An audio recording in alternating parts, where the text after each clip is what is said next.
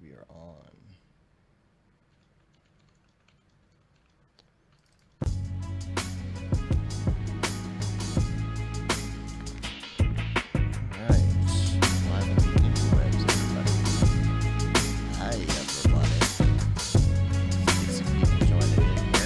Saturday. This will be interesting to see who shows up.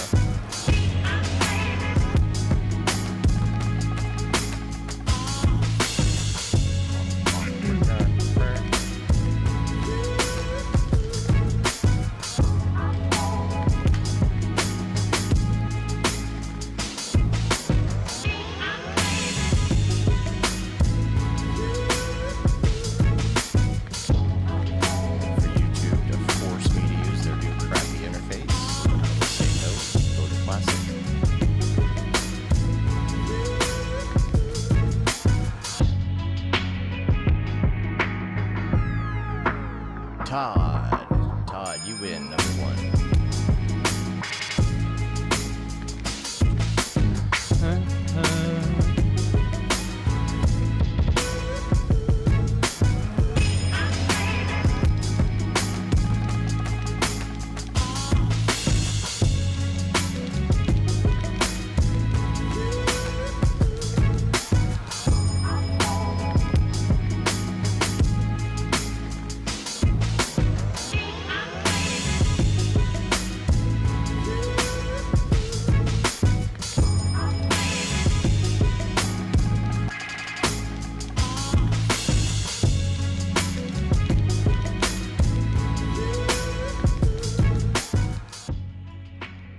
Hello. Welcome, Todd and Todd and Todd. And Todd. Hey, Todd. How you doing, Todd? Getting ready for a little show here. And Claudio's here. Zip. All right. I think we're about ready to do a show. I'm going to get my audition ready. Check. Hey, I am recording. All right. I'm rolling. Let me know when y'all are rolling on your recording. Rolling. This is weird. Just do what you can. I'm rolling. All right. Hopefully things don't sound poopy. So sorry to everyone if this sounds poopy. Oh my gosh, what is going on? What? My computer's freaking out now. It's like, oh, whatever. All right. Is it still recording? It's still going. Everything's good. What is freaking out? I don't know. It just started like, you know how when you do the split view where it shows every single like window open. I don't know. Weird. Like you Alt Tab or whatever, and then it just started getting weird. And you got like a weird grounding issue again or something. You always say that, but I don't think that means what you think it means. Static. It's the solar flares, I think. Right. Yeah. Right. Gotcha. It's the corona. I wish I could hear myself better. I can't. It's kind of giving me a headache. Turn off. Whatever. Yeah. That's what I like about this new setup is I can actually hear. So myself. Is this show going to be put out as a podcast? This is. Or are we just going to do 2 in 1 week? This okay. Is So this is okay. 2 or 3, actually 3 in 1 week because the many hues I just posted. Is that one going to be a podcast as well? Well, it's in the podcast stream. It's not considered an episode. Gotcha. You know, so this is actually episode 247, and 248 will be on Monday. Oh, okay. So people are going to get within 7 days. Going to get 4 episodes. So wow. Yeah, that's a lot of content. That's how we roll. That's yep, and none of it's behind a paywall either.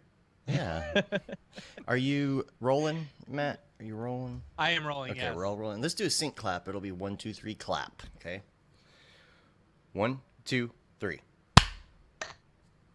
Yeah. See, I think this one is better. I think I just needed to turn down my input a little bit because it's hitting about -54 dB versus -48. So like you do. We'll see. Now it's gone completely. Whatever. Ugh. Let's just do a show. Just keep an eye on the recording.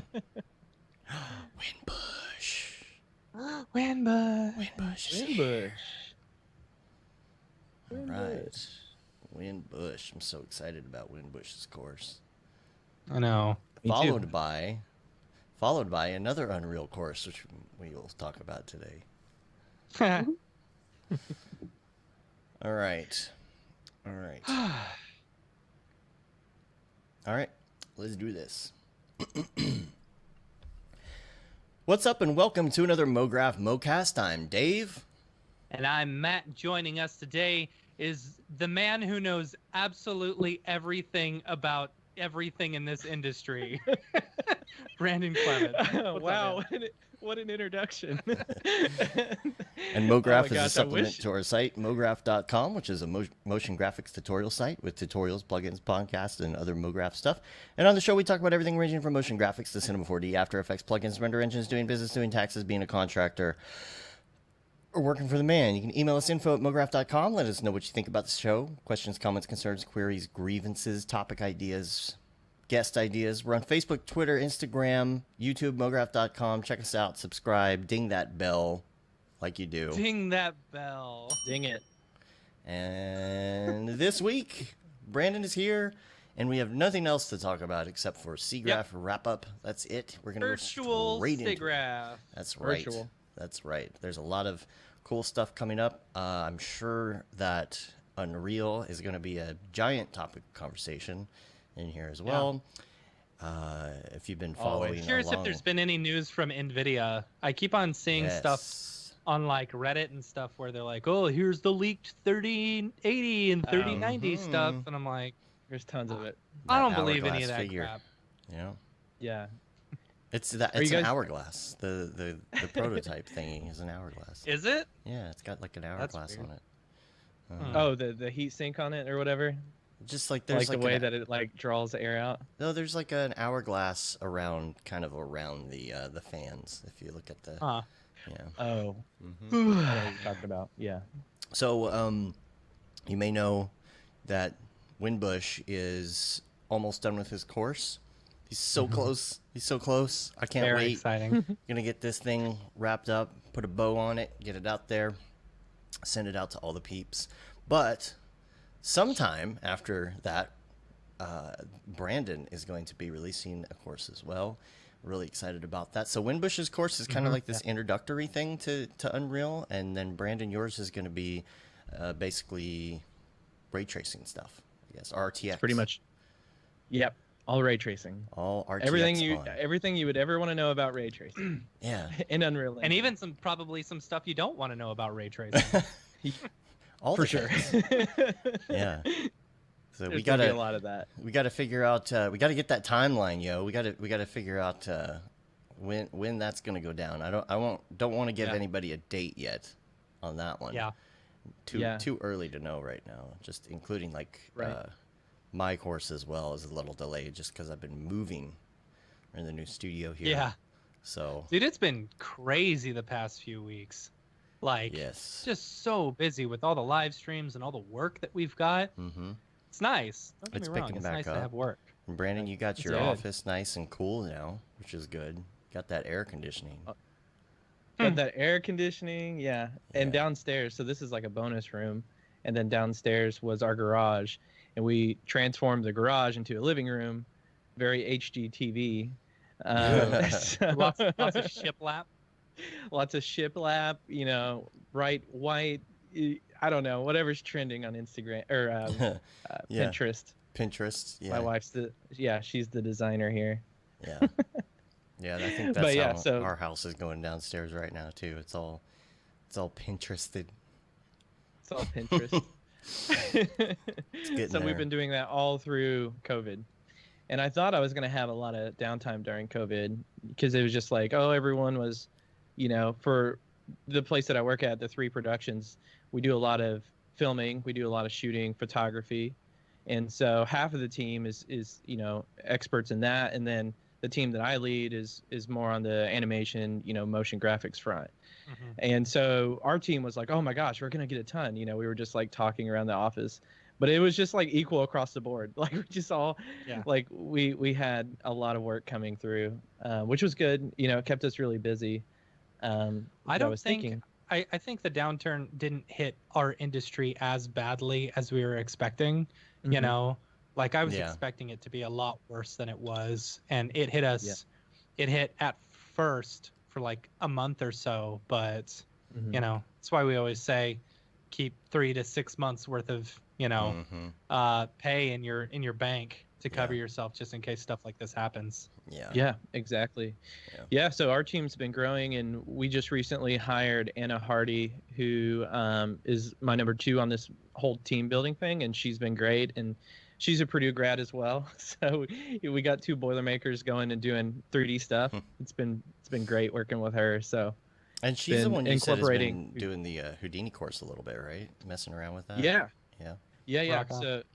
So yeah, she did a lot of different classes and things like that at Purdue, and a ton of like projects on her own. But she was really focused in like procedural modeling. So she was really wanting to get into like I think like world building and stuff more for for game art and that industry. But she actually looked at Mark's course for Mograph, and she's been going through it, and she loves it. It's a good course. It's good. Yeah, because a lot of the work that we're doing right now is being at an agency. Well, actually, we're not part of the agency. We're a production group, but our biggest client is the agency that we were spun out of. So we get a lot of requests to do motion graphics. So it's been amazing for her. So she has all this other Houdini knowledge, and then she's incorporating it into more motion graphics workflow, which has been awesome for her. That's cool. Yeah. So high marks on Mark's course. Dude, you have this this Google Doc, like you do, just about every time, and it is full of information. And so can I get a link to that? I don't have that. Oh, it's in the Dingus. Is it in the Dingus? Oh, I must have been messing with my computer and stuff at the time. Yeah. I was dead at the time. So holy cow, dude. Where do you want to start with this? Do you just want to go through? Do you just want to go top to bottom here? Nice and organized? Yeah, this list that for the podcast listeners, it's just everything that I want to see or everything I want to watch this year, because since it's all virtual. Yeah. Which I'm really bummed about. I mean, going to Siggraph is just, it's so much of a community thing as much as it is a learning experience, an educational experience. So it feels like you're getting half, like you're missing the other half of it. Yeah, you're like a kid in a candy store every time I see you at Siggraph. You're just like wide-eyed, and you're like, oh my gosh, you're just going everywhere. Yeah, exactly. It's so crazy. I was just talking to one of our coworkers the other day, and I'm like, this is my hobby. Like, this is just what I love, Absolutely. Yeah. I just got lucky to have a job doing some of this stuff and like actually have some income from my hobby. So it's just like so much fun to go around and talk to people. I just love hearing people's experiences and like what they're doing and what they're focused in. I feel like mine's very broad in general, so it's like really cool to talk to like people who are either writing this stuff or presenting it, what have you. There's so many different people there. But I missed that. You had a handle already on some of the more gamey, video cardy, ray tracing-ish things before it was cool, like a couple years ago before Unreal just Brandon blew was up. Ray tracing before it was cool. Yeah. He had RTX on before it was cool. Yeah. That all came out of necessity, like being in a small market with like some really large clients. It's really crazy. Like in Louisville, you have really big industry, and then you have like kind of medium-sized companies and manufacturers and things like that around here. So it was kind of out of necessity that I had to get into something that was faster than the CPU stuff that I was doing with V-Ray at the time. And so that's kind of how I stumbled into it. But yeah, it's been a really exciting. It's been a roller coaster since then, just like seeing all these the marketing materials and stuff for new technology that's coming out is just mind-blowing right now, especially with the new cards that are supposed to be there's supposed to be an event on September 1st. Oh, okay. That's next week. Oh, fantastic. Yeah, so if you watch the GeForce Twitter, they're counting up the years. So right now, today is 2017, which is really interesting. Have you guys seen this? No, I haven't. No. Oh, it's been really cool. Like, it's been super fun. It's like the ultimate countdown. So they talk about games that were released and the technology that was released in that year. So right now I'm just looking. They're talking about Ark Survival Evolved for 2017 and the technology that went into that. Yeah. What's their they Twitter talk about account? Is it Team It's, GeForce? It's NVIDIA GeForce. At Yeah. NVIDIA GeForce. Okay. Yeah.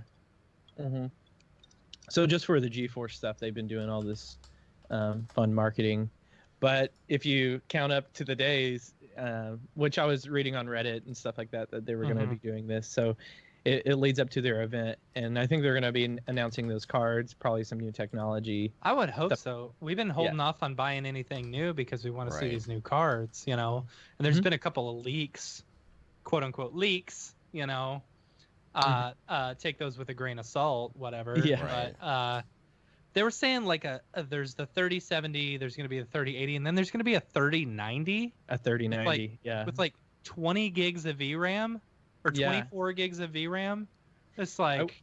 I wonder if that's just they're getting away from the Titan. Like... Yeah, maybe. You know? Like, because that was my thought. Or maybe that's just the Titan, you know? And then... Because what does a normal Titan have? Normal 24, I think. Yeah, see, the frame buffer. Right. That seems right. Yeah. So so it seems like it's, I don't know, maybe it's all speculation, right? Maybe on September 1st we're gonna get a Titan that has like I don't know, 48 gigs. Yeah. Over 9,000 cores. Over 9,000 cores. Over 9,000. Yeah, I think the CUDA count for the 3090 was like over 5,000. I think it was like 5,200. Yeah. Something like that. But yeah, all leaks and speculation. We'll see on September 1st. But what day of the week is that? Is that Monday or Tuesday? I think it's Monday. Oh no, it's Tuesday. Right? Oh, it's Tuesday? Yeah. I can't count. Yeah. Tuesday. It's gonna be a crazy Tuesday. Yeah. For me. Yeah.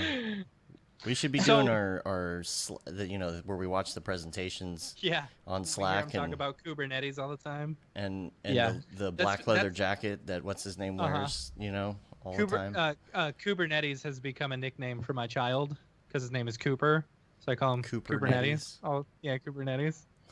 Are you talking about? Is his name Ginseng?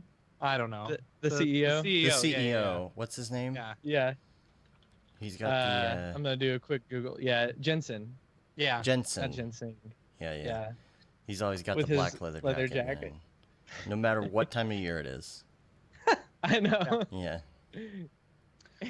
Okay, so going back to this list of this virtual Siggraph list, out of everything, like, have you? I see some stuff on here, you know, like the Gavin Shapiro Cinema 4D stuff. You know, were you able to catch all of that?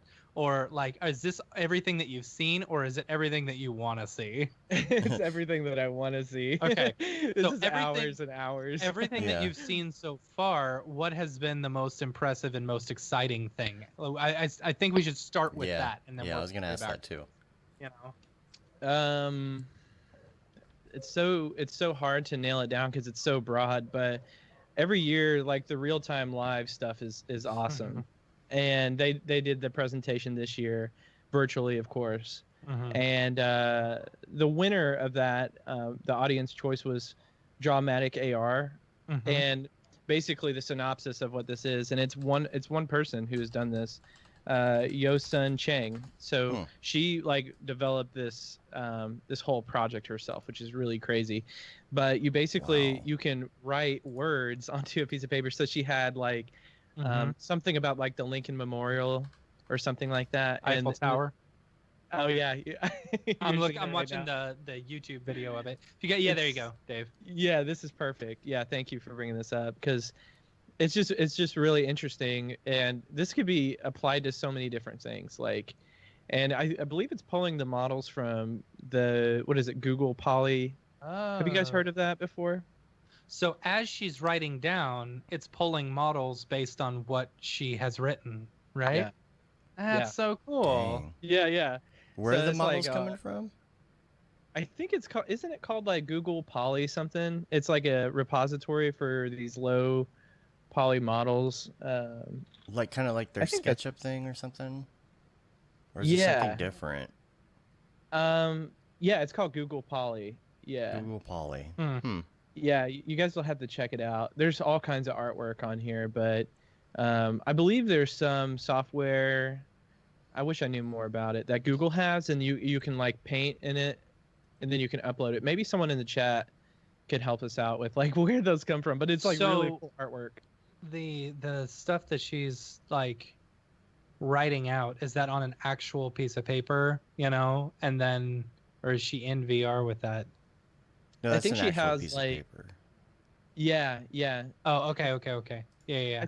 I think she has like a very certain piece of paper that can like do the actual object Gotcha. tracking, Yeah, all these little. Gotcha. and Yeah. Okay.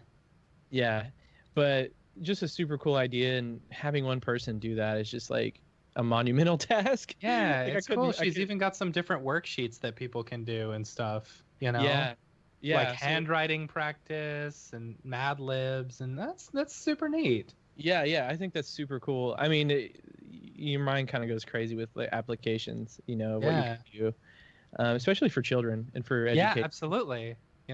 Especially Great. right now. Yeah, yes, it's very pertinent to 2020, Yeah. isn't it? Like being able to entertain yourself with schoolwork or something Right. at home. But then the best in show was a tie between volumetric human teleportation and interactive style transfer, which the first one, the volumetric human teleportation, was just using a standard like RGB webcam to actually capture depth information. Volumetric human teleportation. Yeah. I hope you guys land on that. I don't know. You may get some weird things in Google, but it was a really cool project. Actually, what is his name? His name's Hal something. Hal Lee, yes. Yeah. This guy, I don't know much about him, but every Siggraph, he's always involved in like research and papers, and the dude's a guru. Mhm. He's just always behind like super cool tech. I think he participated with this technology. I don't know if this is his company or not, but his company actually had one that was really, really cool too, and that was I think, I could be wrong. Someone probably needs to look this up, but I think he did a lot of the Snapchat filters, like when Snapchat was a thing. Okay. I vaguely remember being a student volunteer. Is Snapchat not a thing anymore? Yeah. It's TikTok now. Yeah, I don't. Give it the times. Who knows? I don't use Snapchat, so who knows? But when I was a student volunteer, I was in on this session, and he was presenting for Snapchat, I believe, the technology he had made for Snapchat. Oh, this is I don't really know. neat. But So- yeah, Here, Dave, I'll put this. So Link in the basically, dings. I mean, it sounds, the name for it sounds a lot cooler than I think what it is. But Mhm. it's actually, so what it's doing is it's using some sort of camera in order to get, it takes video of a person, Mhm. and then creates basically a 3D model, and then uses the texture of them, to this create is sick. basically a 3D version of it. Yeah.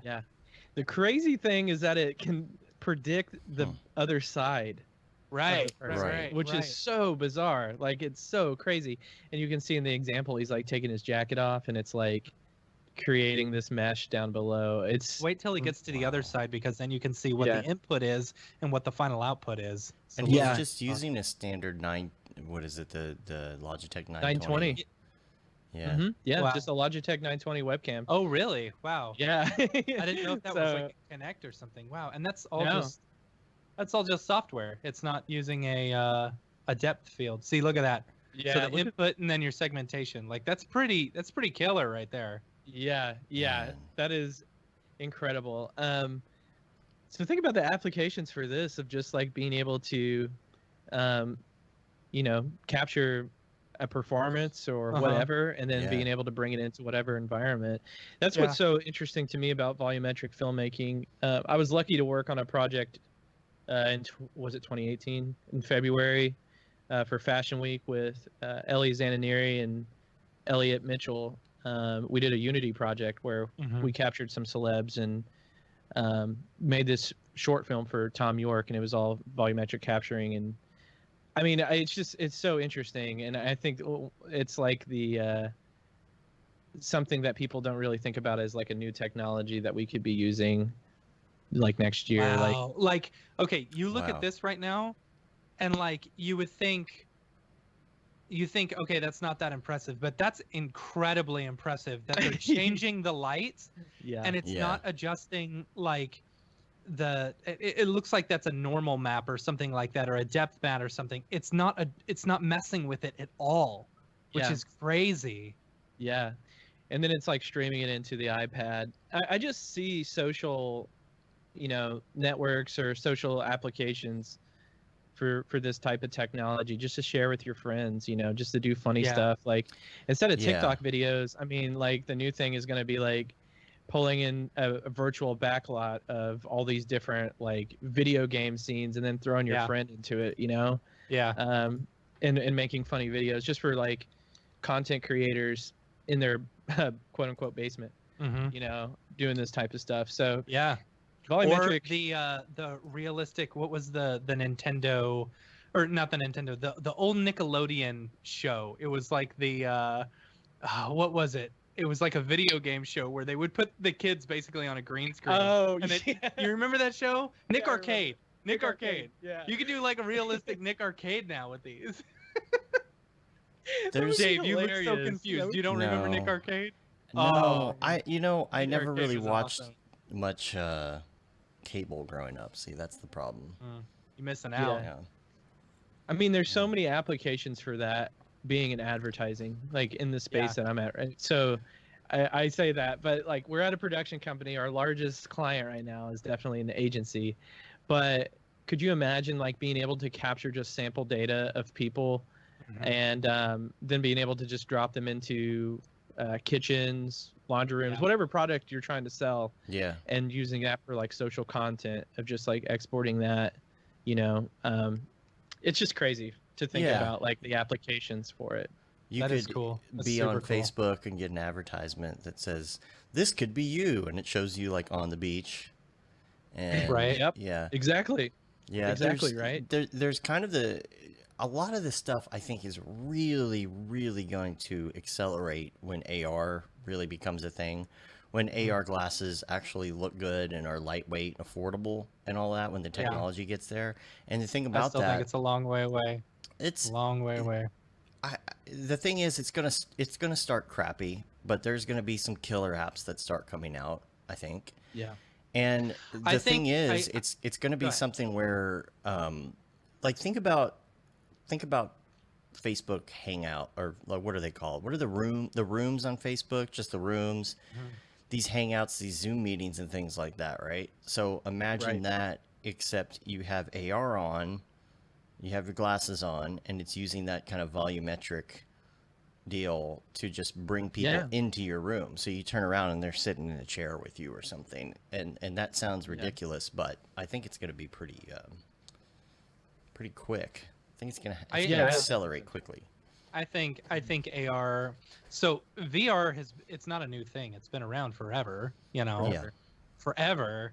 And so but it's taken up until now for it to get somewhere where it's actually, usable and easily usable, I think AR still has a long way to go before anyone's going to really buy into it. It's got to be affordable too. If these glasses right here were able to do some AR stuff, awesome. But anything bigger than these, and these are chunky glasses. I enjoy myself some chunky glasses. If anything bigger than this, chunky, yeah. Anything bigger than this, and it's gonna be, it's people won't want it, Yeah. Well, I mean, I had a friend who was looking for an Oculus Quest headset for like months.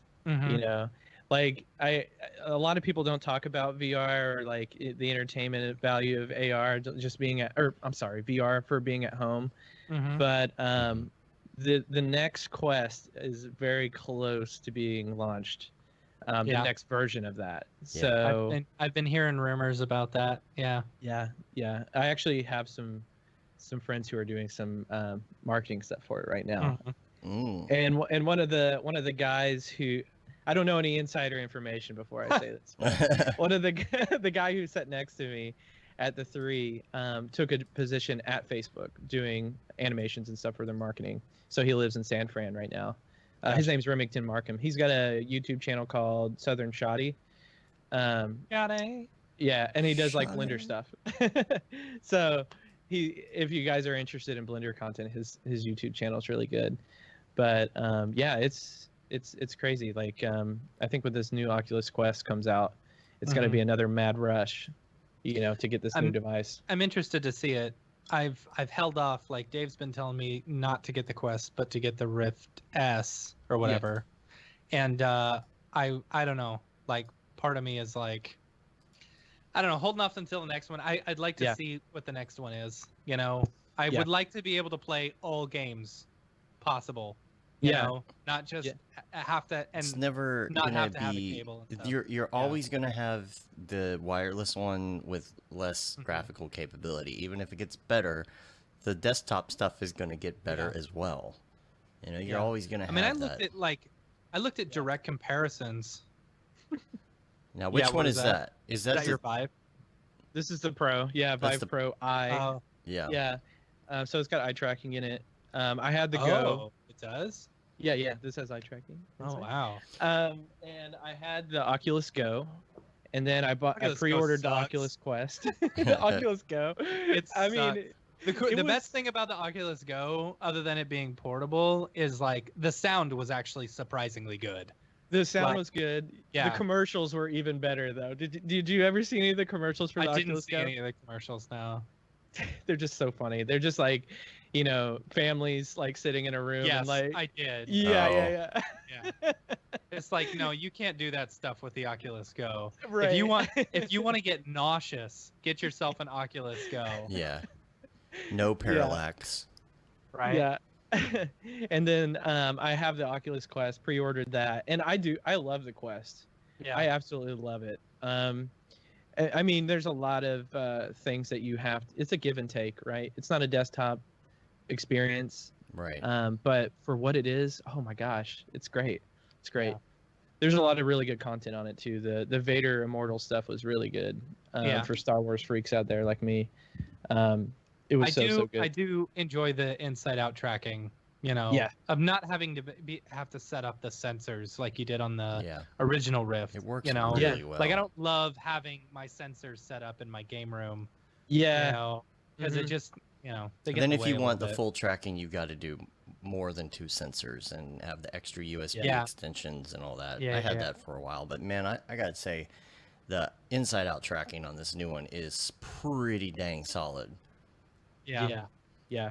And I love like doing sideload apps onto that because it's Android based and you can just kind of build whatever you want and hook it into it, and it's great and you experience it like really, really quickly. Yeah. So it's awesome. It's great. I can't wait for the new Quest to come out. Yeah. So you can pre-order that already? The new one? Yeah. They haven't even announced it yet, right? No, they haven't even announced it yet. Okay, I didn't know if you heard something I didn't, but yeah. I mean, people are just so jazzed about it because of the Quest. The folks who do have the Quest are just like, when's the next iteration of this coming out? So I think Facebook has kind of listened to that, and I'm curious to see like what advancements this next one has. Because see, I would consider getting one, but not as. But I would still have this one set up because I mean, think about like Microsoft has said they might do VR for like Flight Simulator, right? You know what kind of graphics power that takes. Yeah. Well, to throw a wrench in this, that you can get the Oculus Link cable, right? You can do desktop VR. I've heard though that it's not all it's cracked up. Weirdness with it sometimes, and yeah. I actually don't have it, so I wish I could talk about it. I do have friends who have it, and they say it's great, but I think it really depends on like what cable that you buy. And there are some cheaper knockoff cables out there that aren't as fast as they should be. Is it fiber? I wish I knew the answer to that off the top of my head. I just know it's a super fast highway. At the beginning of the show, you're supposed to know everything, dude. Everything. Yes, it's fiber. Yes, it's fiber. That's funny. Yeah, I need Elon Musk to release that whole Neuralink thing, and then I Right? could tell you like that, right? Right. Dude, I then you I wouldn't started need the watching headset, that though. yesterday. I started watching that yesterday, and like, he's worth $100 billion, and he does not speak like someone who is worth $100 billion. Like, he seems like a nervous high school kid presenting, something in a speech class. Oh, I Like, know. and I couldn't imagine trying to introduce the world to that technology though. Yeah. I would be inside my own head the entire speech. yeah, I'd be freaking out. Yeah. I mean, it's like he doesn't. It's like he doesn't prepare at all. Like, he thinks he knows so much about it that he's just gonna whatever, ad lib. Have you ever seen him Yeah. like on Joe Rogan or any of that? No. Very interesting. Yeah. I actually was watching a lot of Joe Rogan this week. I love his show because he has so many different characters Yeah. on it, and the conversations are pretty interesting. They get real But deep. Yeah, totally. Yeah. Some of them are like super trippy deep, like smoke a bowl and turn it on and watch it deep. That kind of deep. Yeah. Oh my gosh, it is so entertaining though. That's what I do at night. I just lose myself in Joe Rogan conversations. Just lull myself to sleep about aliens and supernatural and technology. I've been putting on that. Oh gosh, what's the name of the channel now? It's. I'll have to look it up. I talked about it a few weeks ago. That guy who does all the science stuff. Oh, right. Yeah, I remember what you're talking. I don't remember who it is. And I've been losing myself in that because he does the most interesting, different YouTube videos, and I'll have to look it up on my personal account here, see if I can find it. But man, Yeah. it sounds like the name of an element. It's like he came up with his own element. It's called Veritasium. Check out Veritasium. Right. Man, I just get lost in that YouTube channel. Veritasium. Veritasium. It's really good. Okay. He's got millions of subscribers. There it is. All right, so back to virtual Siggraph. Yes. Yes. So, what else? the AR stuff? There was Yeah. the AR stuff, Yeah. right? What else? What Yeah. else did you see that was, or have you watched, or are you excited to watch that you think is going to be absolutely killer? Well, the other tie for the best in show, the interactive style transfer, that was actually really cool too. Interactive wanted to- style transfer. What is that? Yeah, I wanted to that touch where- on that. It's basically this guy has created a software. In the demonstration, he has a camera that's pointing down, kind of like a webcam. It looked like Mhm. that's pointing down, and he has an artist drawing a rendition of himself. And as he was talking, doing the presentation, it looked like the Take on Me, kind of like sketch Right. thing, Yeah. It was really cool. And like as she would change the style of her art and go to like thicker crayons or thicker markers, I think it was like some different markers, she added like stripes onto his shirt, and then the AI would take that information in and readjust the output, so his capture would then have like a striped shirt. It was really cool. It was really It cool. looks like, by the sounds of it, it looks similar to like the Deep Dream stuff, Mhm. like Do you the have Google something? Deep Send me Dream a link. stuff. Or no, I don't. No. I just Google searched it, but like there was an app recently where you could like take something, like a picture of something, and Mhm. then like turn your picture that you took into that style. Yeah. I saw and I think someone did this with it was funny, they took like a bunch of spaghetti, like a picture of a spaghetti, and then took video of their car, and they're like, and then did the style transfer or whatever. But this is cool that it's like Yeah. interactive and live. Like, that's rad. Yeah, you yeah. know? It's just on the fly like that. It was incredible. There were some other really good notable things. Like one that really interests me. I don't know a lot about it, but I was watching it and I was like, oh, this could be really good for like health and kind of like healthcare. Was they had basically it was like a brain sensor, for lack of a better term, that was into a VR headset, And so like when they would put on the Vive Pro, it was like on their forehead and it can monitor their brain waves and like their brain activity Interesting. Wow. as they were in VR. And I was like, oh, this could be really crazy for, I don't know, people Controlling who have emotions. phobias. Yeah. You know, whatever. So I don't know. There were some interesting things. I wish I remembered more about gosh, it. could you imagine? Facebook's now reading your brain waves. Like they Yeah. can tell when you're happy or sad because of what you're playing or watching, and they can just cater your ads straight to that.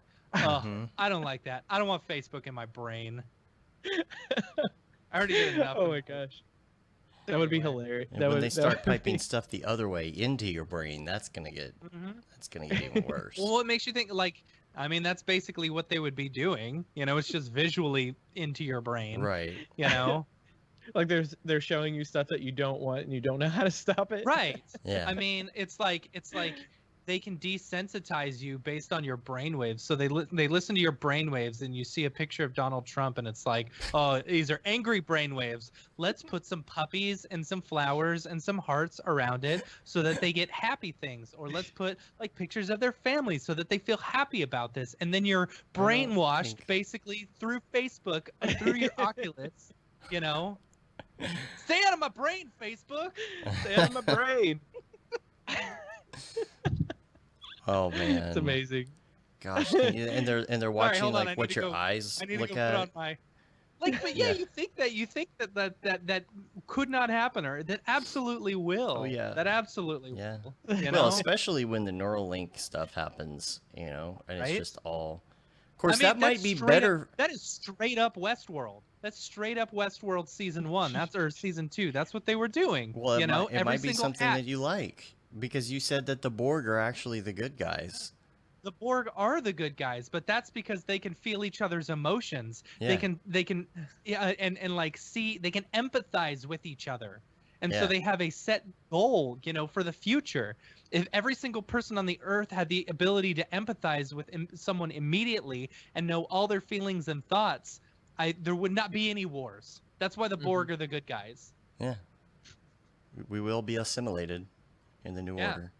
Humans are the bad guys. Humans are the bad guys. We're the ones who just want to, destroy and, there's some good people out there, but Matt, have mostly you watched bad. Picard yet? I watched like the first episode. It's one of those things like you got to pick and choose what you want to get into. Well, Maybe I'll start getting into it. I am excited to see the lower decks or whatever that is. I've been watching it. It's pretty good. So Yeah. anyway, Anyway, back to. Oh, this is how gonna did we be a get long there? show. Dang it. I don't even remember. Yeah. Oh, the brain thing from Yeah, the Real brain Time thing. Live. Yeah. Yeah. Yeah. So that was the whole Real Time Live presentation stuff was really good. They did an excellent job. I could only imagine how hard that would be to transition from a completely live show on a stage with all this audio video equipment, and then have to do it all virtual. Yeah. So yeah, the Freeman Group, who does all of the Siggraph stuff Mm-hmm. every single year, they did it live online for them as That's well. good. They and it's super high quality. Like all the live stuff, the chat rooms were really, I mean, everything felt very solid in terms of Cool. from my end, So they did a great job. The cool thing about Siggraph being virtual is that it is on demand, so you can watch it. I believe up to I think October 27th is what they said. It was something like late in October.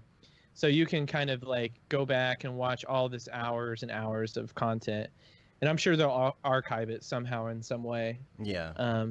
So, that's something that I'm excited about. I hope they just keep doing that even for the live conference. Yeah. Being in person, like you could go back to your hotel room and Mhm. catch up on that one thing that you missed. That's cool. Yeah. Yeah. So I hope that carries over. Like they learn a lot from this year and then carry it over into the in-person meetings and stuff. Yeah. But yeah. So the first thing that I turned on was Intro to Vulkan Computer Graphics API. I was Yeah. like, let's go down this rabbit I know hole. some of Let's those see what this words. is. Yeah. I mean, that was live the long and very prosper, first right? thing that Right. Right, exactly. And that was actually really cool. It was a professor at, I want to say it was, I can't remember what college it was at now, but he was going through and it was like an actual course. And that's what I love about it, is because some of it's a course, some of it's panels, some of it's, the exhibitor people like Unity, Maxon, they'll present their stuff. And then the production sessions, I haven't went down that rabbit hole either, but I got a few of them listed here for those who are curious. There's one for Rise of Skywalker. There's one for Onward, which I loved that movie. I don't know if you guys saw Pixar's Onward. I saw the first little bit of it. I bought it, but yeah, I don't know. It was. Which one is that? That's the one. It's the Pixar one with the kids whose dad comes back through magic and stuff like that, but it's only from the waist down. Oh yes, I did see most of that. Yeah. Yeah. See, I only watched the first little bit of it, and then I had to work. Yeah. And while the family was watching it, so I just haven't caught up. I was cooking, so I was in and out of the room. Yeah. Yeah. Yeah, I bought it because I wanted to support my 3D companies, Yes. Yeah. Yeah, I had no expectations about it. I just went in, I just kind of flipped it on. My wife and I watched it, and we were sucked in the whole way. We loved it. Yeah. And then The Irishman, Industrial Light and Magic talks about how they made The Irishman. Cool. Which I didn't actually see The Irishman. Yeah. Did you guys watch it? That one Bits and has pieces. that one does a lot of the de-aging stuff, right? Mm-hmm. With is it Robert De Niro and Yep. Is it Joe Pesci as well? Everybody. It's the usual suspects, right? Yeah, it's exactly. It's those guys. Yeah. Which I love all of them. So I haven't seen that movie yet. The Making of Frozen 2, which I was lukewarm on Frozen 2. Yeah. You mean Moana, just with ice? It was Moana with ice. I haven't. Moana with ice. I'm sorry, haven't but it seen was it. Moana with ice. Oh wow, that's awesome. Yeah, and then The Making of the Mandalorian, which of course, I'm gonna jump into that one. Yeah. Actually, I really like that series a lot. I thought it was awesome. It's good. It's real good. Yeah, and then Spies in Disguise. So those are the. You know what? I enjoyed Spies in Disguise. I thought that was a great movie. I had such little expectations going into it and was thoroughly impressed. It was a very good movie. Nice. It felt like that to me. It wasn't going to be something that was on my radar, but years later, I'll check it out, and then I'll be like, "Why didn't I watch this when it came out?" I mean, it's a bird. It's a movie about Will Smith turning into a bird. How can you? How does pitching that must have been a really hard pitch, and it actually turned out being a great movie. I really liked it. I need to check it out. I know very little about it, but I think I would dig the animation and everything. Yeah, it was good. And then there are tons of exhibitor sessions, which usually these are the ones that you could walk around the exhibit hall, walk up to a booth, and see people presenting. There's a ton. One of them that I did watch was AI assisted artistry with Unity Art Engine, which I saw Art Engine come out or announce that it's a thing a few weeks or months ago, and then Unity ended up buying it, so it's now a part of that family. Cool. And so think basically Substance. Oh my gosh, why am I blanking? Alchemist. Substance. Yeah. Alchemist. To create art assets. So it's actually really, really cool. I was sitting through and watching it. So I love seeing software to help assist you to do things, and not that you would have to know every intricate detail of how to make something, but that generally you could create a lot with little knowledge and stuff. Yeah, so they were demonstrating just taking pictures on your cell phone and then transforming that into tileable textures and things like that. Artomatics, Artomatics is the website that's talking about that. Yeah, it's really good stuff. It's all nodal based too, so you can save those files, go back later and make some changes. Let's see. I watched some of the 3D workflow, the bigger picture, which was presented by Intel. That one was actually really cool. It was just an artist who, I think they used Cinema 4D, if I'm not mistaken, and they went through and did just a realistic rendered image. It was really cool just to see the process. Mm-hmm. And then I got a ton of things listed on here, like advanced CAD data preparation. Ooh, Fun. sounds saucy. Woo! Now that is the most exciting thing I've heard all day. Stuff that I deal with a lot, and I'm like, how can this help me? So a lot of this stuff, virtual and remote production panel. So that's presented by Microsoft. I'm like super pumped to get into that. We actually in our studio, Anna and I are creating virtual production tools for us to collaborate with the shooters and everyone else that we like work with in production to create commercials and stuff. So Cool. we've been building that out. Is that something you're going to fun. eventually market to other companies, or is it going to be proprietary?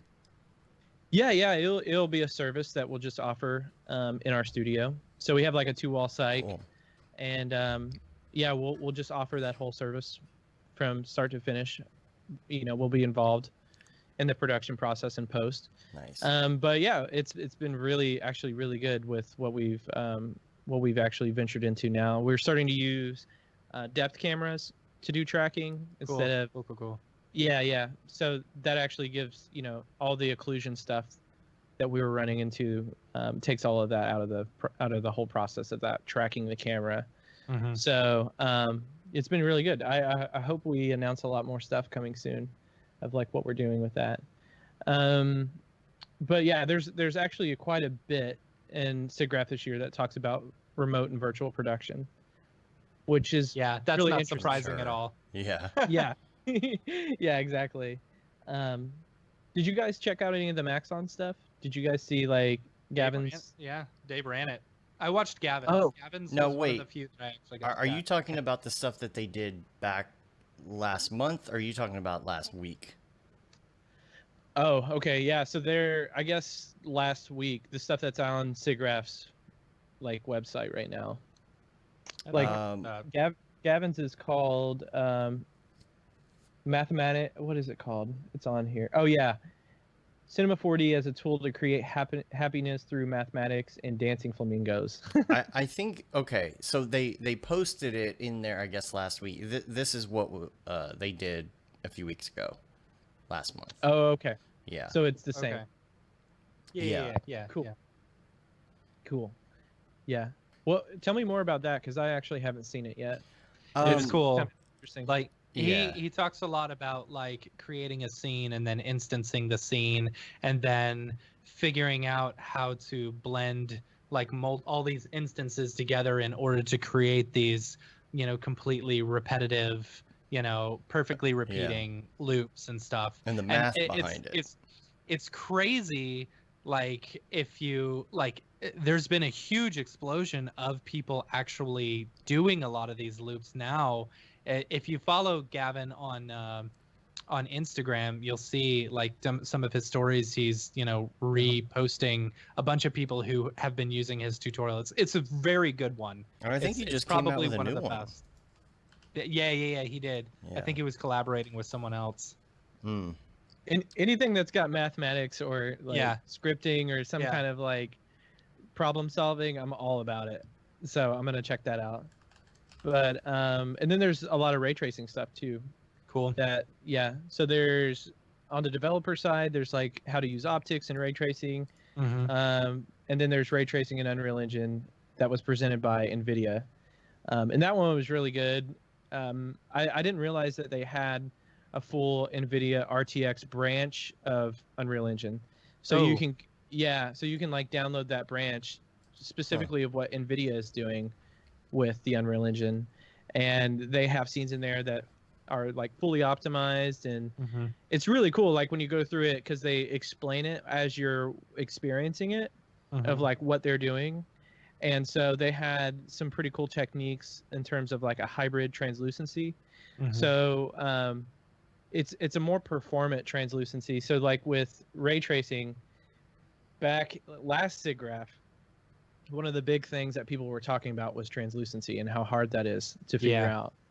Because essentially, this is for your glass and semi-translucent objects, and like firing a ray and knowing where it's hitting if it goes through something, was like one of the big things that they couldn't figure out. And even in 4.2.2 in Unreal Engine, if you downloaded it and then tried to actually play with it, it was wacky. Like it's just something that's gonna, you know, keep getting better and better.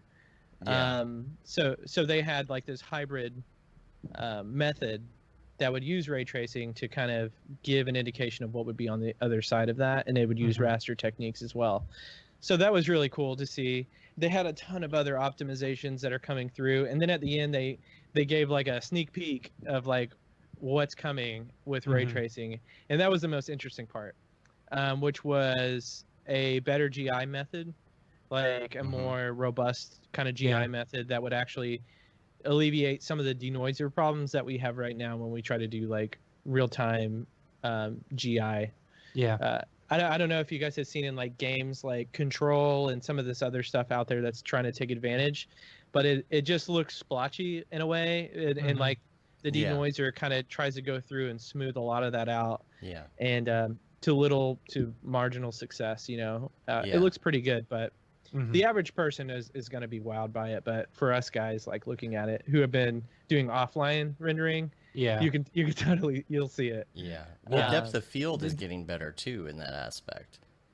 You know, definitely. The blur has been a little fake-ish looking for quite a while, and I feel like some of these games now it's looking a lot better. Yes, and all the thing that really, well, with NVIDIA's technology, the DLSS stuff that they were showing off, the deep learning super sampling 2.0, and 3.0, I guess, is like on its way too. I've heard people talk about 3.0, but basically like rendering your game at a lower resolution and then super sampling, like deep learning, machine learning, super sampling that up. That's cool. Yeah, a lot of the stuff that they were showing off was like this really rich forest scene, and it was all ray traced. And they were rendering it at a pretty small resolution and then using DLSS, and it actually looked amazing. It looked better than the full screen ray tracing. It almost gave like this sharpened kind of filter to it. So it's interesting to see like how NVIDIA is going to play a big part in this whole ray tracing thing, and if they're just going to dominate. You know, like if you want really good high fidelity ray tracing, you have to use an NVIDIA card because of all this technology that they have. That they're promoting and putting out. So that was really interesting. I'm actually gonna download that branch of Unreal Engine and try to compile it and run it and see. Did they talk any more about Unreal 5? You know, the infinite amount of polygons. All that wizardry. I don't believe so. That was interesting that they just released that on that random day. It felt very out of nowhere. That whole demo and everything, and they did have a follow-up video that went more in depth into what it is. And I wonder if it was just basically an advertisement for the PS5. You know, because I mean they were talking about that. That's what they were running it on. You know, right? I mean, I think so. The whole thing with PS5, like when they were, was it GD? What was the Game Developers Conference? GDC. I think it happened around that time, and you had like the Sony dude like talking about the SSD up there on the platform where they were thinking they were going to show off games, and he just went way into the technology behind it. And I think that was like a way to show fans like this is what he was talking about, you know. So I think it was a big marketing thing with PlayStation. You're right. I'm so pumped for Unreal Engine 5 and the future of real-time rendering. I mean, even before like the implementation in 4.2.2, I was doing a ton of Unity stuff, and even Unity's high definition render pipeline is amazing too. I'm just specifically really interested in the ray tracing results, just because straight away you can get really nice penumbras on your shadows in terms of like getting something that looks realistic, like straight away. Like you can do ray trace shadows with like hardly any hit to your performance, and stuff. So so like that stuff is it just seems like the way I was feeling when I was using Octane in like 2015. I was just like, this is crazy, you know. So but yeah, I was hoping to see some more stuff about Brigade, And I thought about hitting Jules up, but I was like, I don't want to bother him. He's got so much stuff going on. Yeah. But I'm really interested in what they're doing now too, with with ray tracing, like real-time ray tracing coming out, and then trying to answer to that, and also with Redshift RT. Yeah. Yeah. But yeah, the demo with Redshift RT that was announced last month, right? Yeah. With their Siggraph show. Mm-hmm. Mm-hmm. Yeah. Yeah, that was super impressive. Yeah. I mean, I'm more pumped for Brigade than I am Redshift RT. That's just me personally. I can't. I want to get my hands on it so bad. Yeah. Any like specific details as to why, or is it just? I don't know. Octane is just such a big part of our pipeline to begin with, right? It is, yeah. Mm-hmm. And I feel like I don't know. Watching some of the stuff that Brigade has, that Otoy's been teasing about Brigade, versus watching, I felt like that demo just wasn't. It wasn't as smooth as it should have been. Oh, yeah. Mm-hmm. I felt the same way, honestly. Mm-hmm. Yeah. So it felt a little too early to show something. Right. Yeah. Right. I don't know. And with the, I don't feel like there's been a lot of advancements in Redshift lately. Like the 3.0 was announced, and then it was on beta for so long, and then finally just went out of beta, and I don't know. Still waiting on Redshift for Mac. Yeah. I don't know. It's I feel like Octane's just they're really killing it right now. The Brigade stuff that Jules has been previewing on Facebook is just killer. It is just yeah. This everything that they release to me is always bonkers. I'm just like, what? Like how? How can I get my hands on it? How does it work? Mm-hmm. What's its limitations? It's supposed to be coming soon too, right? Like we should have that. I sure hope so. It's just going to be another what do you call it? Another kernel. Another kernel. Yeah. Right. Another drop down in cinema, just like bam, there you go. Yeah, that's what I was really, when I first dove into it, I went straight to the exhibition hall, like little tab that they had, and I looked at Otoy's page, and it not only them, but I feel like that was kind of underutilized on the whole Siggraph virtual platform. Like, I wanted to be able to see a list of videos there, like, oh, if I was actually approaching the booth, what would I be seeing today? Yeah. And it was like a demo reel and who they are, and then they had a meeting room that you could jump into, which was cool. Yeah. But yeah, I think all the comments like on their page was, "Can we see Brigade?" Yeah. Yeah. Yeah, I think everyone's just really pumped about the idea of like real-time path tracing and having that kind of fidelity.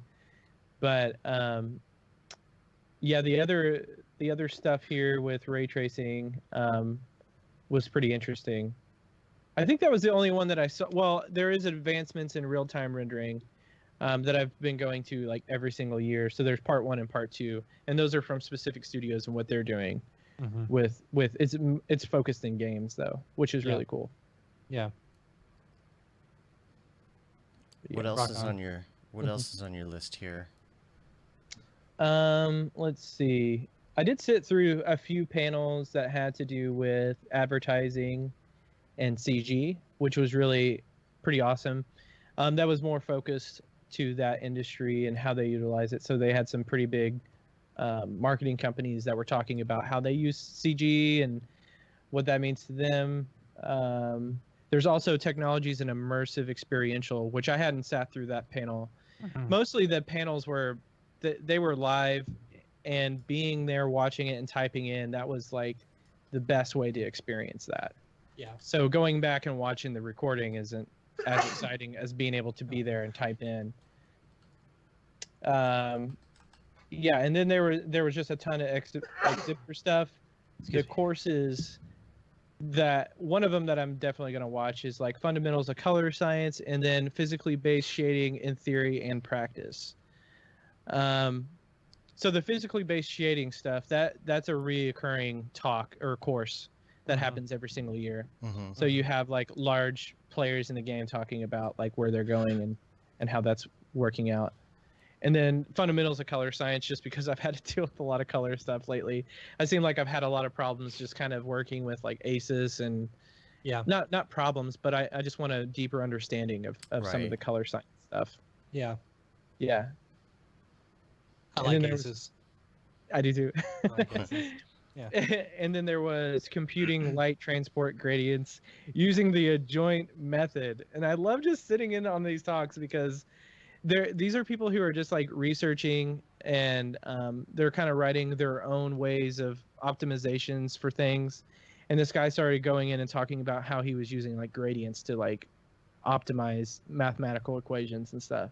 So you get like you get the super high level, and then you get like the in practice stuff, and that's what I love about Siggraph. And that's what I love to like bounce around and talk to all these different people about. You were absorbing all this stuff, man. When we got on the Skype call, you were sitting there watching stuff at like 2x speed, just like I know kung fu. Yeah, I know kung fu. I know real-time ray tracing. And that's what I've been doing all morning. Is just like going through and trying to watch as much as possible. But there's just hours and hours of content that's on this. That's just stacking up. It's pretty intimidating. But yeah, I just wish I had that full week to travel and not have to think about work or anything else, and just kind of get lost, almost like you're at Disney World. Yep. Yeah. Yep. I agree. I miss that so much. But yeah, all of this stuff has been interesting even the past few years because it's kind of led to the summation of like releasing this whole ray tracing course that we're going to get into, you know? Because even like, oh my gosh, I can remember was it in Vancouver when they first announced? Yeah, it was Vancouver. Yeah. When they first announced those RTX cards, and everyone was like, "What does this mean to me?" Yeah, I remember being on the show floor and what you do I came want up, to you're build like, a 20 dude, those series? cards. What? Yeah. Yeah. Yeah, I remember coming. I'm only getting like a 5% increase. You know, I'm not gonna get them. It's like, all right, now it's been implemented. Yeah, Give me more. That was always the bad thing about doing immersive media projects or trying to sell them was not having the same fidelity and the same look as like the offline renderings, right? Like you get in practice, you know, you would do all these like really cool projects offline, and then like you jump into Unity and you'd have to like, you know, bake a lot of things. Things couldn't be as dynamic as you wanted them to look. But now, like I hope that's going to change, and specifically in like home consoles. I think it just needs to be out there. Like people need to be experiencing like ray trace reflections, even though they have no idea what it is. Right. But that level of quality needs to be like permeated through consumers and hopefully mobile devices whenever that can happen. Yeah. You know. I don't know. It's that's a tough cookie to sell. You know. Because I don't know if your average console gamer really cares about, you know, like super photorealistic reflections and like all the math and all the programming stuff that goes along into it. You know, they just want to play an entertaining game. Yeah, and they think that the human eye can't see more than 30 frames a second. Right, exactly. Right. But that's what everyone wants, is 60 FPS 4K. Right. All day.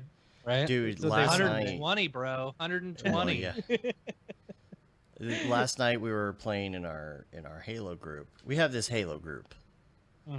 It's me and Matt and Aryev and Cam. Nice. And our friend Steven. And we're all Jeremy and we're all kind of. I mean, I guess not everybody in the group does exactly the same thing, but we all kind of do the same thing. So we're all talking about graphics and stuff, or video or whatever, while we play sometimes and whatnot. But anyway, last night, I realized that when I moved, my game mode wasn't on my TV. Oh, so right. Those TCL TVs, man, I was just doing awful.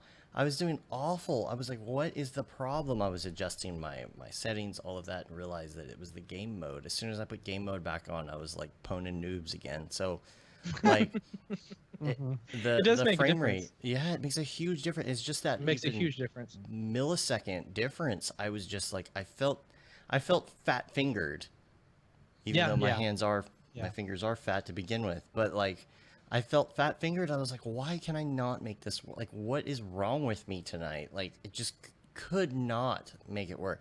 And it was that split second difference when you go into game mode that makes it's just all the difference in the world. So, Yeah. Having that high refresh rate, yeah, man, you gotta have it. gotta have it on, and it's on the console, of course, Yeah. And, Yeah. it really does make a difference. I wonder if the new Xbox is gonna have an even higher frame rate I don't think so. or any of that. Or, no, I No. don't think so. Yeah.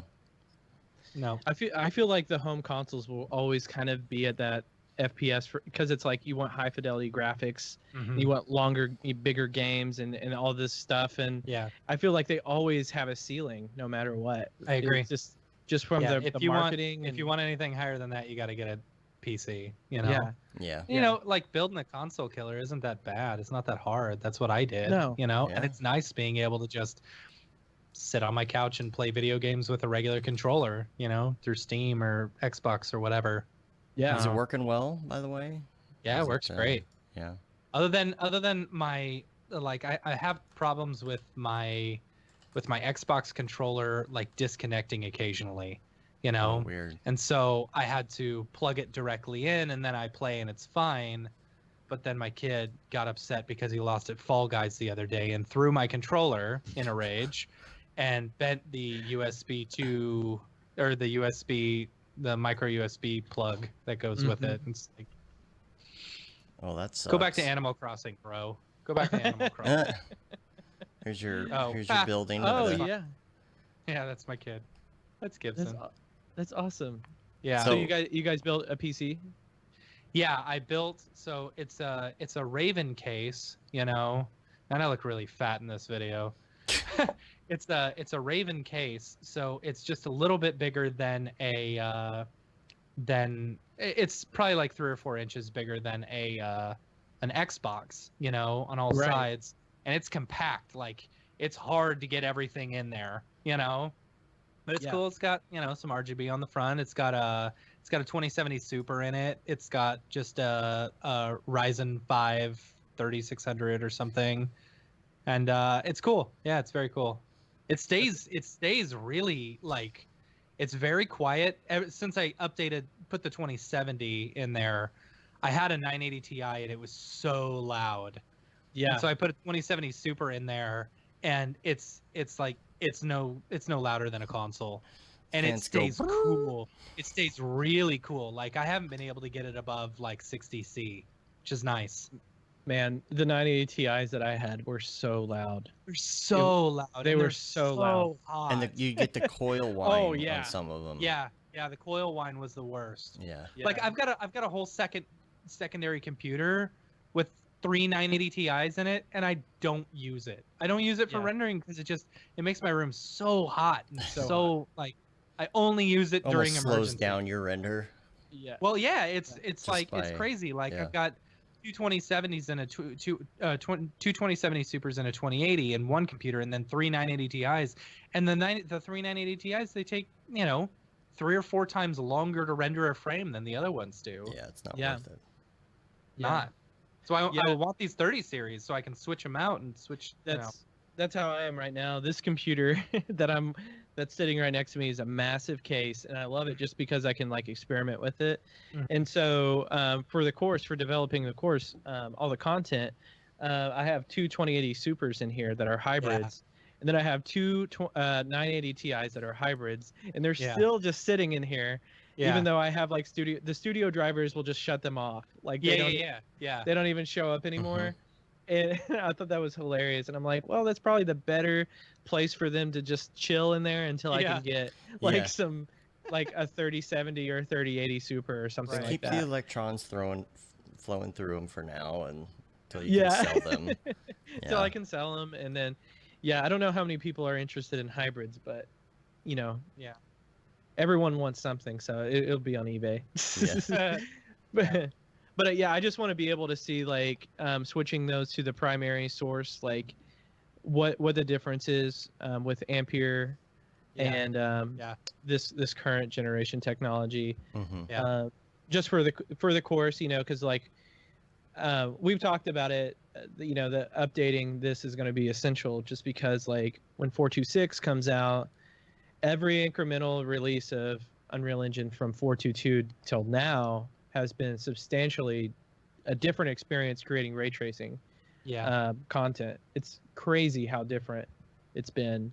And I think just now in 4.25, it's just gotten to the point where we were putting together a reel the other day at the 3, and you couldn't tell like what I mean, I'm being a little impartial here, but like you couldn't really tell the difference between the offline renderings and the real-time renderings.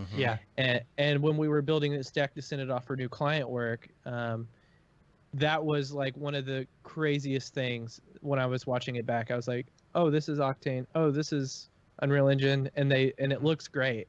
You know, so that's been the big thing for us, like being able to shoot in the studio, capture all the camera data, bring it back and open it, that scene file in any source, whatever it was built, if it was Cinema 4D or Blender, whatever, have that animated camera there, and then do offline renderings and trying to compare, like, is it worth doing offline renderings? Or is it worth just to, you know, crank up all the settings and let it just rip out of Unreal Engine? You know?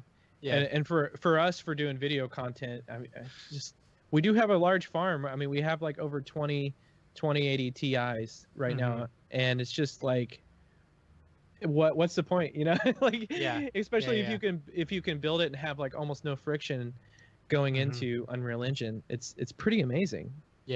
It frees you up to kind of develop whatever type of content you want for clients. And so, but that's what I've been really focusing on lately. It's just been the immersive media stuff and programming and setting all of that stuff up.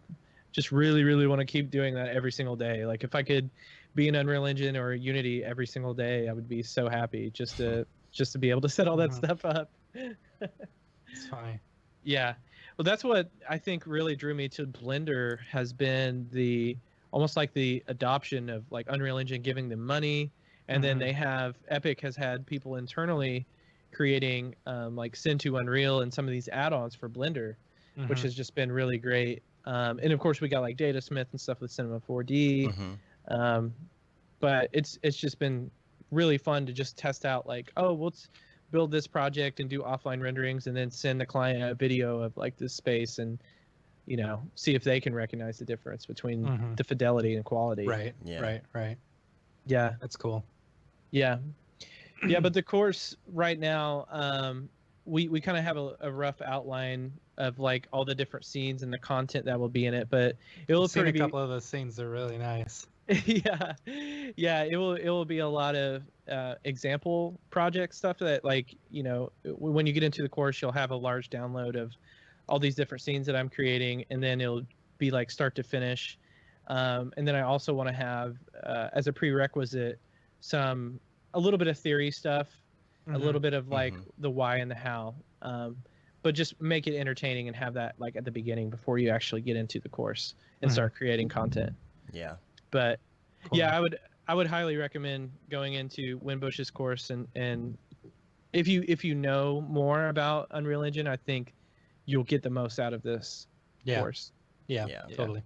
Because we'll be going into like optimizing these experiences. So having a little bit of that background will be really good. Yeah, yours is definitely not the beginner, never touched Unreal ever course. Yeah.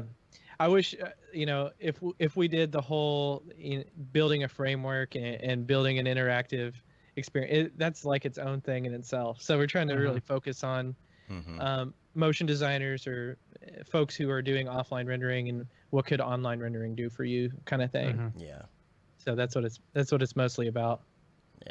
Cool. Back to Siggraph. Any other ones that really, you know, caught your fancy? I was hoping to actually be there in person to look at some of like the image rendering and display talks that are kind of going on right now. I mean, there's a whole other part of Siggraph, which is like emerging technologies. Of course, yeah. Yeah, and as you go through the platform, you just start thinking, I wish I could see this in person, kind of thing. Right. So I was actually really interested in like more of the holographic display technologies. Yeah. And like what is the future of like displays, and what are people like developing right now for display technology? Yeah. So that's just something that like you just have to kind of see with your own eyes, like in front of you. Yeah. And then there actually is one called Seeing is Believing: XR Displays, Holograms, and Dies. So that I think is I think it is a paper. I think it came out of Papers Fast Forward. So that's one talk that I need to like actually dive into, because I'm really interested in like holographic displays and things like that. That just kind of goes back to the whole immersive media idea of like having these tools like Unity and Unreal Engine, and then having like a specialized display for location-based entertainment to walk up and like see all these really cool holographic projections or whatever it is. Yeah. You know. Yeah, if that stuff takes off, you know, you won't even need those glasses. So. See, and that's the thing. Like, you know, is that technology gonna catch up before, you know, AR really takes off? Which one's gonna be the first? You can't take it with you though. That's the thing. Yeah. Yeah. So. Yeah, you have to go and see it. You know, which we'll see. Like how, I mean that. You know, that's kind of a whole nother tangent, but that industry of location-based entertainment, concerts, all that stuff is just like, I feel for them right now. I have a lot of friends who are like actually design shows and all that stuff. And, you know, you kind of just have to pivot. And a lot of the stuff like the Katy Perry thing that they did on American Idol. Yeah. Did you guys see that? No. Yeah. Like being able to like pivot into that. It was basically like they did this virtual production, kind of AR-esque experience where she was like dancing around this chair that was painted, and it looked like it was all cell shaded, and so like all the graphics were cell shaded. But there's been a huge pivot in that industry to kind of move that way, to design shows, to be accessible that way. But yeah, and then there's the whole immersive pavilion that, again, like just being able to go to like the Siggraph VR theater, like all that is just kind of, you know, it is what it is. But yeah, hopefully next year. Hopefully next year. Where is it next year? Is it Vancouver again? Don't tell me LA. I hope it's not LA. It probably will be LA. That's a good question. Let's see, 2021. It used to be in every once in a while in San Antonio. They haven't done that for a while. Yeah. Yeah. Well, I was so excited because it was supposed to be in DC and like coming, you know, on the East Coast and stuff. Yeah, I was really excited about that. Los Angeles. All right. 2022 is Vancouver, and actually the chair of 2022 is going to be my good friend Munu. We went to college together. That's cool. Oh, nice. Yeah, so she's gonna be the chair. So that's going to be really exciting. I love the Vancouver venue. Vancouver's awesome. Yeah. It's so great. Venue. And like it's just the people and like even the area around the convention center, everything's real chill, so relaxed, beautiful on the water, and you know, and then you got the LA Convention Center that's just surrounded by homeless people and you know, tons of smog. Yeah. LA is. Did we ever talk? The first thing Matt and I went to LA. I don't remember. We went to LA. Was this the homeless dude pooping on the wall? Yeah, we like. We were talking about how bad it was, and then we look over, and a dude is walking down the street, pulls down his pants, poops on a wall. Not even like takes a squat. Poops on a wall, pulls his pants up, and keeps walking. And we're like, well, welcome to LA. Yeah. Yeah, it's a big contrast to Vancouver. Yeah. Vancouver's like so clean. The streets are so pristine. It's crazy. I remember that was the first Siggraph that I ever went to, was in Vancouver in 2011, and I was a student volunteer. Beautiful. And they put me up in a hotel that was right by the convention center. So I would literally just walk down the street every morning, see a couple like Audi R8s parked on the side of the street, and I'm just like, where am I? Yeah. Yeah. They were And, like shooting films and stuff. They're always shooting films there. Yeah. You go to Tim Hortons. Go Go to get a Tim- cup of coffee. Go to Get Timmy yourself a Hortons. cruller. Yeah, You dude, get it's a some great experience. And poutine. then I get some poutine. Yes, got Yeah. to. And then Mhm. my wife and I, we stayed in North Vancouver. Let's see, 2 years ago, and that was actually really fun because then I like took the ferry every day, and that was like really enjoyable just to kind of like change of pace, like staying in a city like that. It was awesome. You ever go Yeah. up to the top of the ski lift up Yes. there? Oh gosh, it's so Yeah. amazing. So amazing. I went and Yeah. had dinner in that restaurant that's on top of that. You know, when you get to the top, the little ski resort, and it was amazing because it was one of those days where the clouds were pretty thick, but they were lower than the lift itself. So sitting there, you were just in the restaurant, just looking at clouds. It was like you were floating on the Yeah. clouds, and then they would So come bizarre. move, and then you would see Vancouver way down there, and then they would come back. Such a Yeah, we great went and had city. dinner. Maxon took us to the rotating Oh yeah. restaurant. That was Mhm. really fun. It's very expensive. Yeah. I don't think they realized how expensive it was before we went. You know, whatchamacallit? David Brodeur, him and I were sitting across from each other. We're looking at the menu. I was like, dude, this is really expensive. I was like, does Maxon know how expensive this is? And he's like, he was joking around. He's like, yeah, do you have anything more expensive than this? I always feel bad on those trips because I'm like, I'll just get Yeah. chicken or something. Right. I'll have your then I'll most just expensive drink. thing I'll just- stuffed with your second most expensive thing. Yes, sir. Lobster stuffed with tacos. Yeah.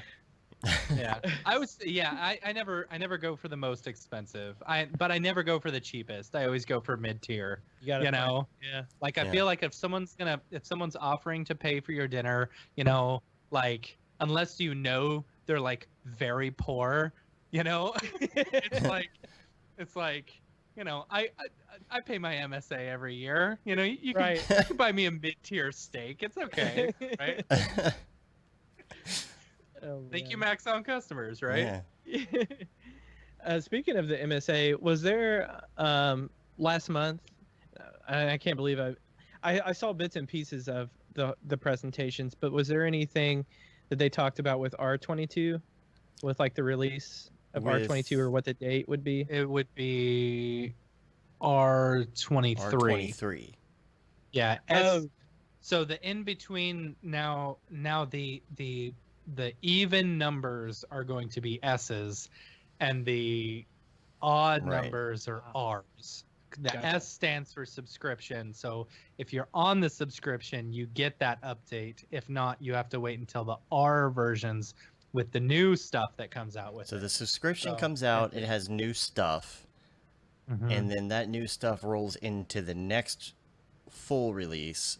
Plus, Right. Mhm. there's more features that come out with that at that time, is how it's been I explained. think it's weird that they still separate it with R and S, but whatever.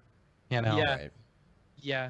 Yeah, I'm glad they're kind of doing that because the S and the R confusion of like the same number would be, I would make that mistake all the Yeah. time. Right. Yeah. Yeah. So with But they're R23, continuing with the numbers, you know. right? I don't know if there needs to be a separation between the R and the S. Whatever. It's I just an wonder if- easy way to say, do you have a subscription? Then you can't have the S version. Right.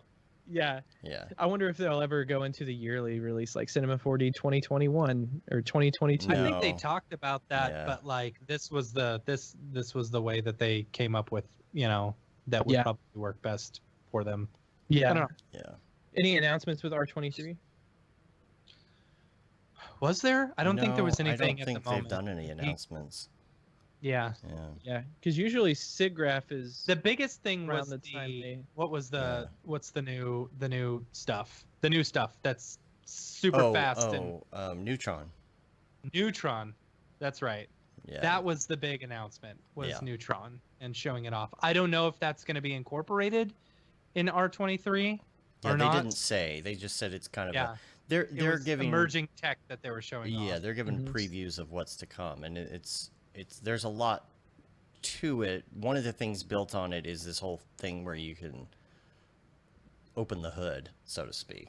Yeah. People were calling it what were they calling it? I don't know. Cinema Houdini for cinema. Cinema 4Dini. Yeah. Yeah. Interesting. Yeah. So you could kind of like reroute data however you want it to work. You can Yeah, I open guess. things up and see the nodes underneath, which is great because you could use it, or you could get and do it real simple, or you could get geeky with it. You know, which Yeah. I think is the best way to go about it, instead of going the other way where it's like, oh, we're dumbing things down to get more low end users. It's Cinema 4D mobile, right? Yeah, Cinema 4D mobile. Cinema 4D mobile. Yeah. Yeah. Oh my gosh, that's amazing. So is that Neutron? Is that what they're like? Mm-hmm. Is that the code name for it? Is Neutron? Yeah, and the think that's- viewport is going to be yeah. speedy like butter. So, Yeah. Is it still OpenGL or is it something new or? No idea. I don't know the answer to that. Yeah. Yeah. Come on, wish I Brandon, did. you're supposed to know these answers. I know. Yeah. It's my MO to go in and dig, but there's been like so much stuff that's like coming out. It's been insane. Like, especially like on the a full-time whole job open just to source- keep up with everything. Right. Yeah, exactly. It really is. And you know, we've been doing a lot more Houdini stuff now that Anna's on. So like, I've been getting into Vex and Mhm. like, you know, doing all that stuff and Yikes. trying to create like tools and stuff for us in Houdini. The Mhm. joy It's been of really Vex. The joy of Vex, yeah. The joy of Vex. Yeah. Semicolons out of place. But that's most of what I'm running into is just like syntax stuff in Vex. Mhm. But like seeing also with Blender, like on the other open source side of things, like what are they kind of doing? And they have something similar that's called everything nodes.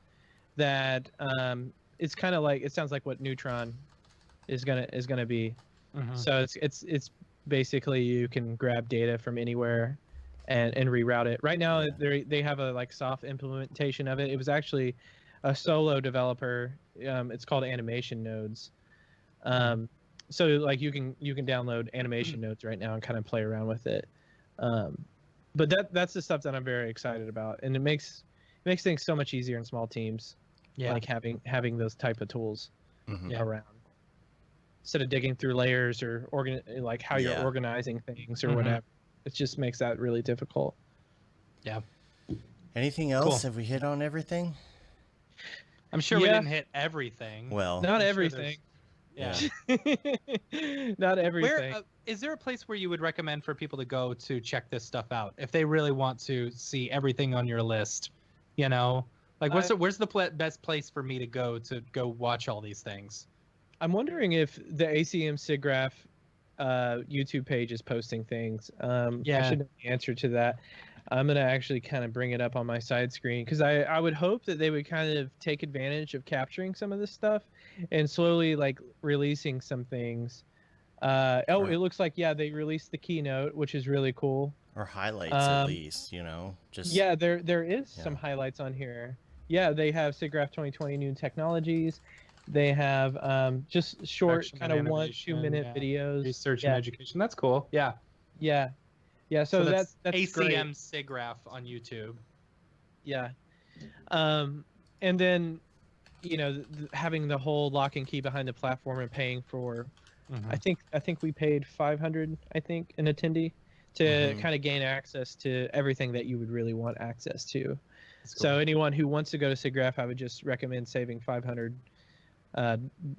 and then, you could pretty much see everything that you'd ever want to see at Siggraph. yeah. So Cool. yeah, it's been interesting seeing it virtual. I kudos to everyone who organized the conference. I couldn't imagine trying to take something that has been for years and years and years in-person meetings and job fairs and all these different things and trying to spin them into a virtual platform. I think they've done an amazing job. Mhm. But yeah, it's different. It's different. You miss that whole in-person communication and aspect. Yeah. And the beer. It's just and the Right. beer. Yeah. Yeah, dude. I'm taking a road trip like I'm moving my younger brother. He's moving back to Dallas, and we get to drive through Denver. I'm very excited to see Ariev and EJ. It'll be the first time we've seen him this year, you know? Yeah, we usually see each other like once a month, it feels like. Yeah, exactly. You know? Feels like a really long time ago. Yeah, no. Well, hopefully 2021 is healthy. Yeah, I agree. Let's hope so. You know, or I mean, the thing is, if America doesn't figure it out, then we won't be allowed into Siggraph 2022. I know. That's the thing. I know. I think when this was all happening in February and March, a lot of the Siggraph community and all my friends and on social media were like, "Get it together, because if we can't, we're not going to be able to meet." Yeah. Right. Which is the sad truth of it. We'll just be at the border waving. Hey guys, looks fun over there. Yeah.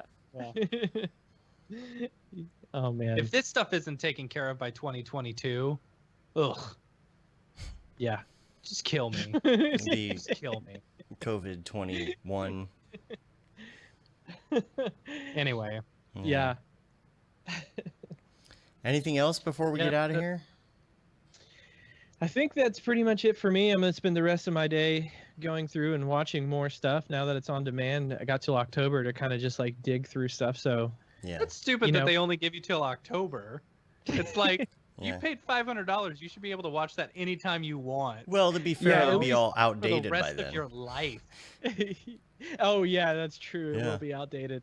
I was going to say 5 months. That would be nice, right? You pay $100 for each month.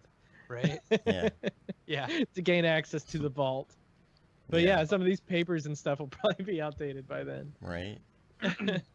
Yeah.